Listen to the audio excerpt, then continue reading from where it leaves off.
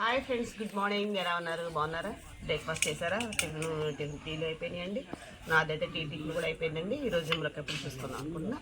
5 ములక్కాయలు తీసుకున్నారండి. కాసిన ఉల్లిపాయలు తీసుకున్నా, చిన్న చిన్న ముక్కలుగా కోస్తున్నానండి. కాసిన పచ్చిమిరకాయలు తీసుకున్నా. ఇవన్నీ కలిసి పులుసు తీసుకున్నాం అనుకున్నానండి. ఈరోజు గాంధీ జయంతి కదండి, అందుకే ఈరోజు పిల్లలకు సెలవు అండి. ఈరోజు మీ అందరికీ గాంధీ జయంతి శుభాకాంక్షలు అండి. ఇదిగోండి, చక్కగా మంచిగా నీట్గా ములక్కాయ ముక్కలు కోసుకున్నానండి. మరిన్ని ఉల్లిపాయ ముక్కలు కోసాను. చక్కగా కాసిన పచ్చిమిరపకాయలు కోసాను. కాస్తంత చింతపండు నానేసుకున్నా. మరింత కరివేపాకు తీసుకొచ్చానండి. ఇప్పుడు మనం కూర స్టార్ట్ చేసుకుందాం అండి. ఈరోజు పెట్టేశానండి. ఫస్ట్ చక్కగా వెల్లిపాయలు 4 కొట్టేశాను. ఇవి 4 ఇందులో వేస్తున్నానండి. తర్వాత కొద్దిగా కరివేపాకు, దాని తర్వాత పచ్చిమిరపకాయలు,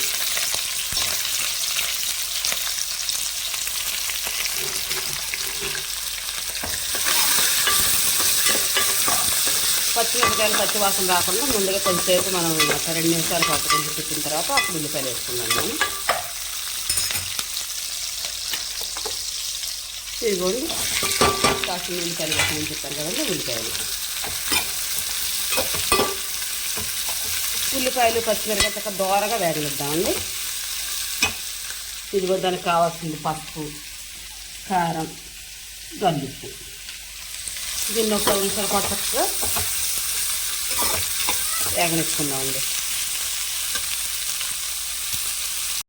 ఇదిగోండి, చక్కగా ఉల్లిపాయలు పచ్చిమిరకాయలు మంచిగా మగ్గినాయండి. ములక్కాయ ముక్కలు ఇందులో కాస్తంత పసుపు, కాస్తంత గల్లుప్పు, కొంచెంసేపు మగ్గిన తర్వాత అప్పుడు మనం కారం వేసుకొని పులుసుకొస్తున్నామండి. ఉప్పు పసుపు వేసాం కదండి, గల్లుప్పుని కొంచెం కారం వేసుకున్నాను. పచ్చిమిరకాయలు ఎక్కువ వేసుకొని కారంకి లైట్గా వేస్తున్నానండి. చక్కగా దీన్ని మళ్ళీ మనం క్లాత్ పెట్టి పైకి కిందకి ఎగేస్తామండి. ముక్కల్ని గరిటె పెట్టి తిప్పితే ముక్కలు తీపిడి అయిపోతాయండి, ముక్కలు తీగిపోతాయండి. అందుకే మనం క్లాత్ పెట్టి ఎగరేసుకున్నాను. చక్క ఉప్పు పసుపు కారం మొత్తం వేసేసుకున్నాక చక్క ముక్కలు కూడా చక్క మంచిగా మగ్గినాయండి. ఇప్పుడు చింతపండు పులుసు పోసేస్తున్నానండి. చూసారు, ఈ విధంగా చింతపండు పులుసు పోసేసానండి. మా మునక్కాయ పులుసు ఈరోజు చాలా టేస్టీగా ఉంటుంది. కొత్త చింతపండు, కొత్త కారం, చక్కగా మరిన్ని ఉల్లిపాయలు పచ్చిమిరకాయలు వేసి చేశానండి ఈరోజు.